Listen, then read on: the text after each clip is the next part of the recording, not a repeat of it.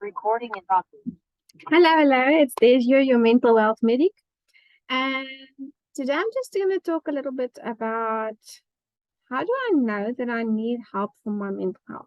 Or how do I know when to reach out? When is the right time? And first of all, there is no wrong or right time.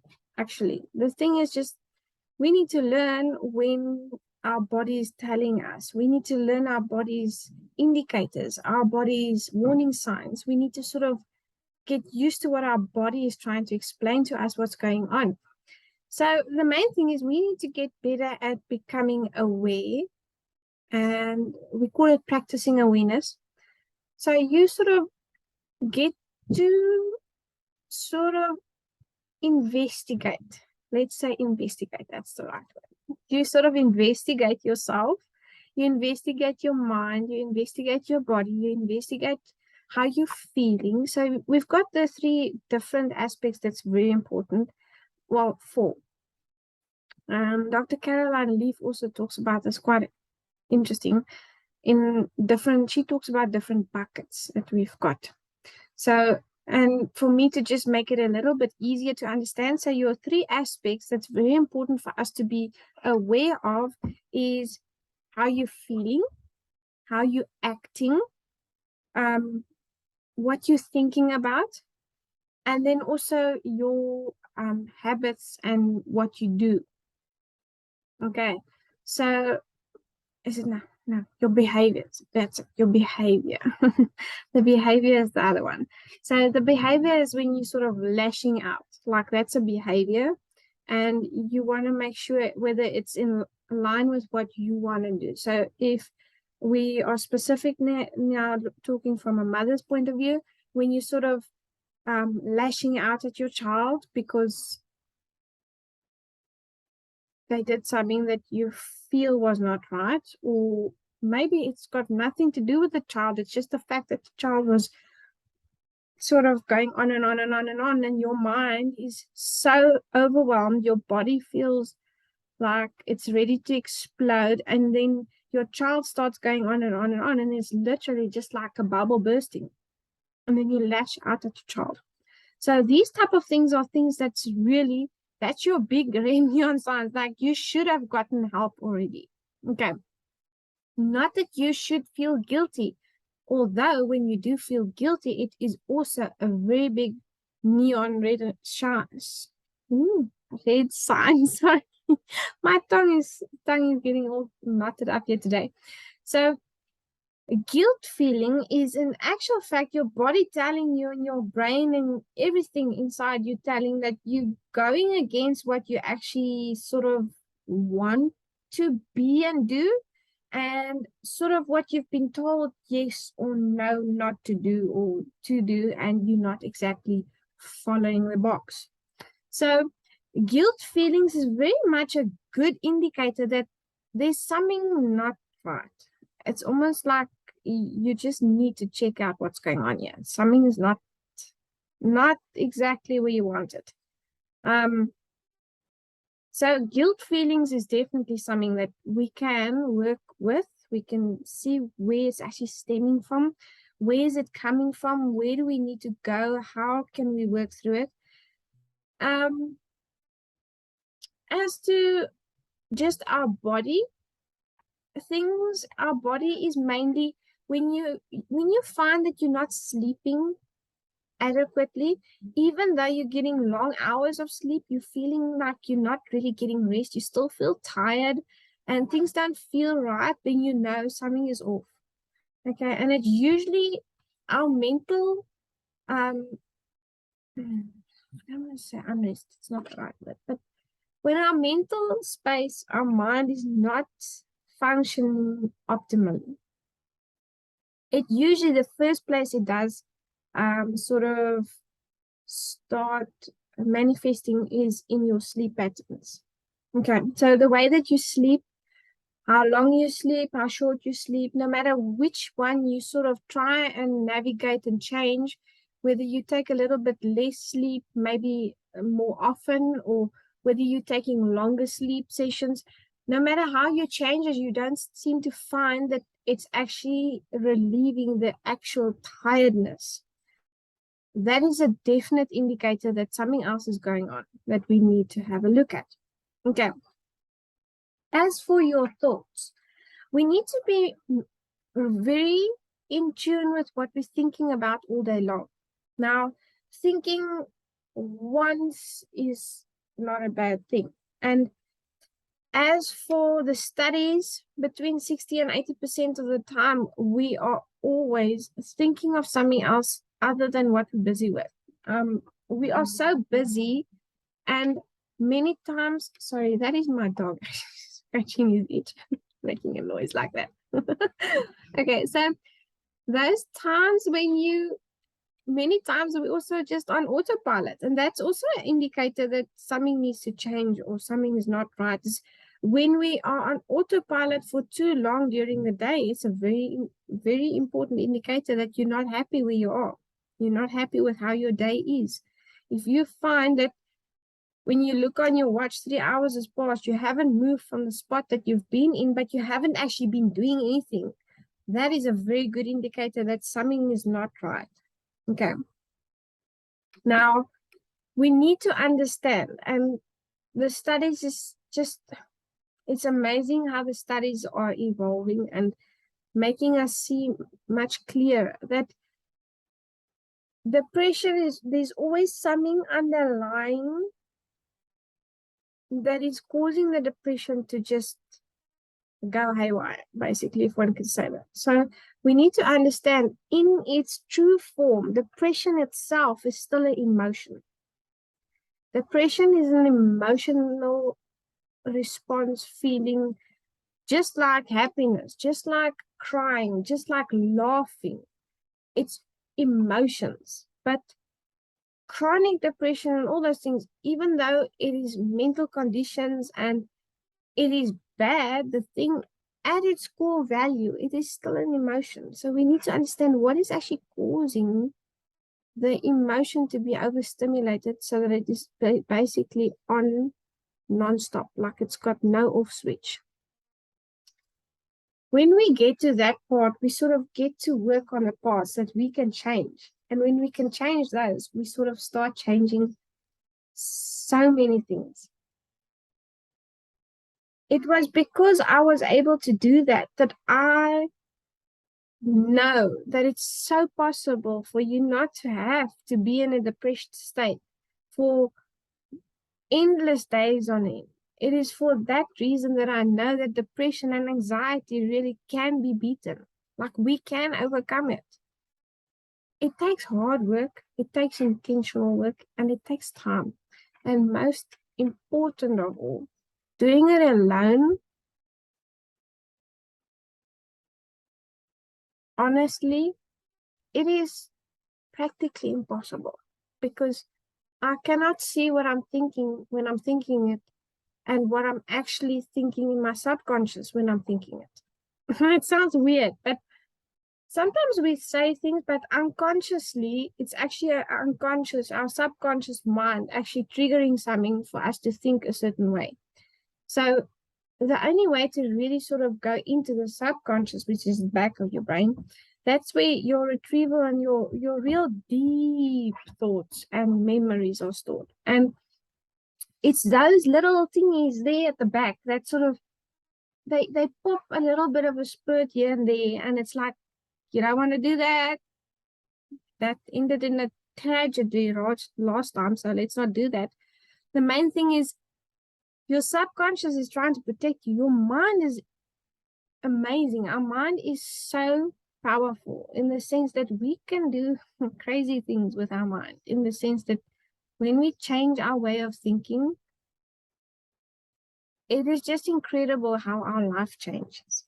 And the thing is, when you change it for your kids. You change it for your children's children. It's literally a generational thing. So it sort of seeps down the generations. When you break patterns and you break beliefs and you break depressions and anxiety things, it's like, I like to call it depression and anxiety chains. When you break those chains, it doesn't go down generations, because many of the things that you are saying and doing, if you think back, chances are you might have seen it as a child, or you might come across it in your life somewhere.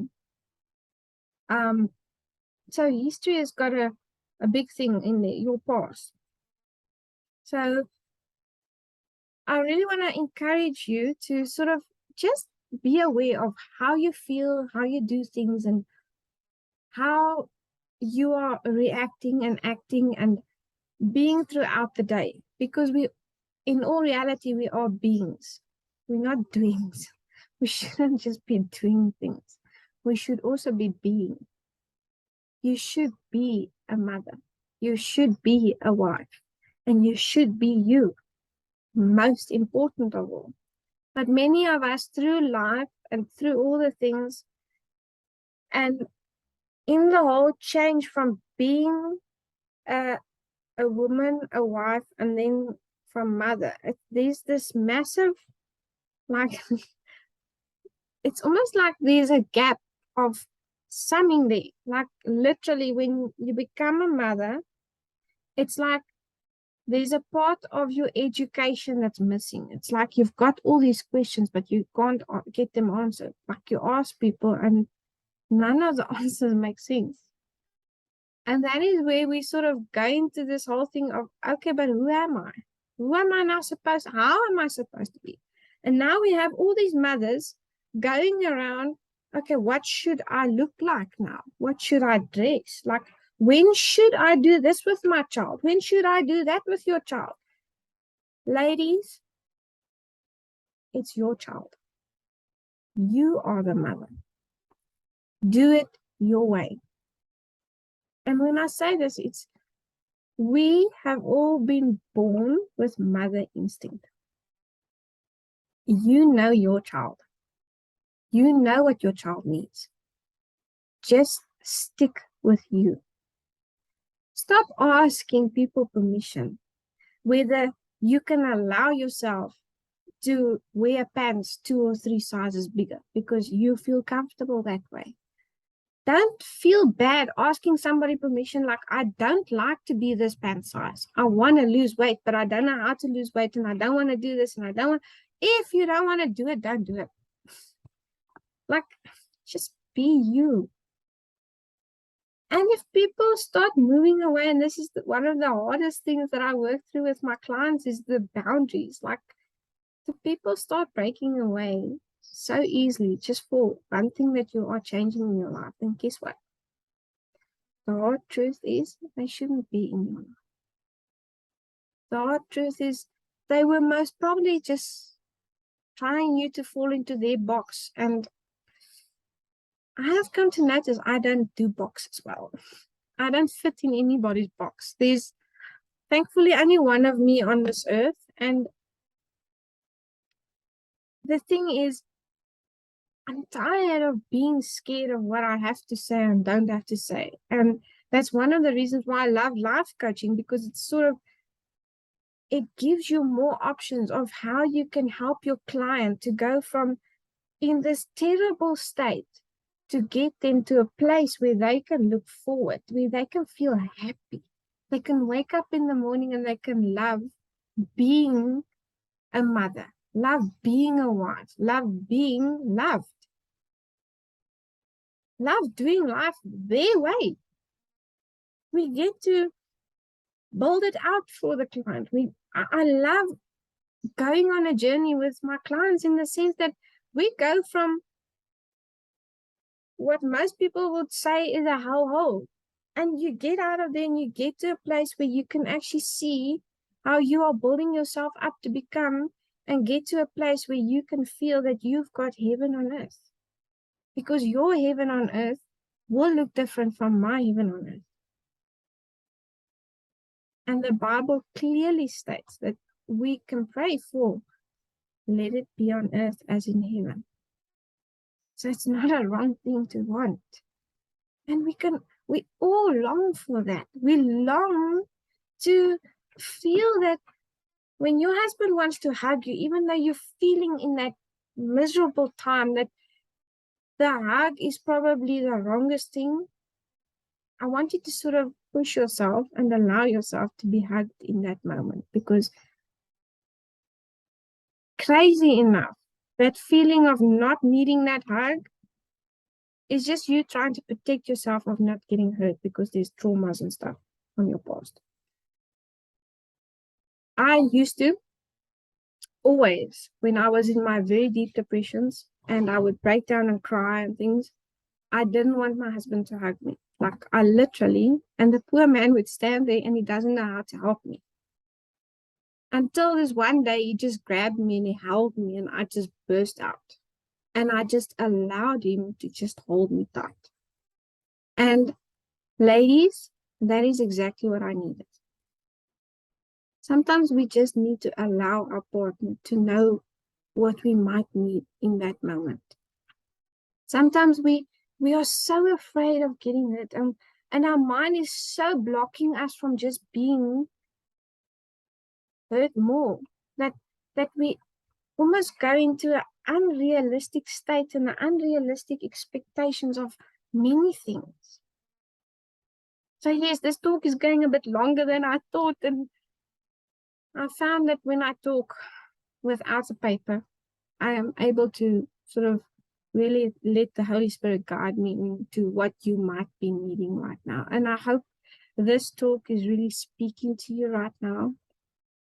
And I want to invite you that if you feel that you are really in a state where you're not sure what's going on, and most importantly, I want to ask that if you are ever in the position where you have suicidal thoughts, even if it's just for a split second, please reach out to me, because I want to reassure you today, if ever, suicide is not the answer.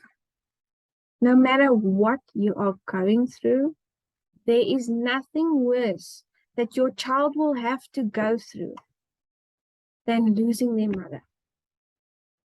I know I've had to look at the faces of children that lost their mothers due to suicide, and them begging us to bring their mommies back. That is not a nice place for a paramedic to be at. But more so, there is nothing that can help those kids feel better in that moment. They will most probably never feel better about it. So please, this is me begging you, if you ever have any suicidal thoughts, please reach out to me. And the reason why I call myself the mental health medic is because I want to sort of become this part where you can feel that you can reach out to me and ask me anything, and I will be able to at least guide you to wherever you need to go. When you pick up the phone and you phone 911 or whatever your emergency number is, you get to phone and they will send the nearest appropriate help source to you. I want to become that lifeline for you. If I am able to support you, I can tell you, okay, we can do this, this, and this, and this is how we're going to do it. If I feel that it is out of my reach to help you at this moment, you need this and this help, I'm going to tell you. That's the right people you need to reach out to. This is where you need to go. And no, you don't always have to go straight to a mental institution. So please don't be scared to reach out that I'm going to phone any mental institution on you, because I'm not going to do that. I want you to feel that I'm your safe space, because that is my heart, is for you really to get the mental health support so that you can actually get to the point where you can feel that your mental health is in such a good state that it is your mental wealth. That is your riches. Your mental health can become your riches. Because when we can think in amazing things, we literally change everything.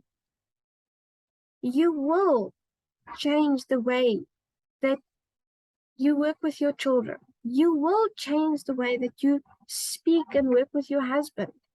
You will change the way that you work with people and talk to people and just coexist. Everything will change. That is why it's mental wealth. It is your wealth. We get to have it. But somewhere along the line, people have made it to be this bad thing. But it's not. It is just your warning signs of telling you that you're not quite having life the way that you really, deep down, really want life to be. It's your warning signs of you need to change something.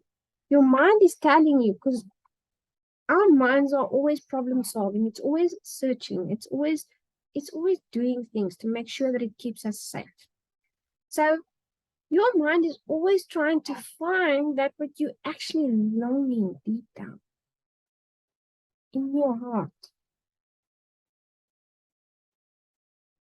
That purpose that you were put here on earth to be and to do.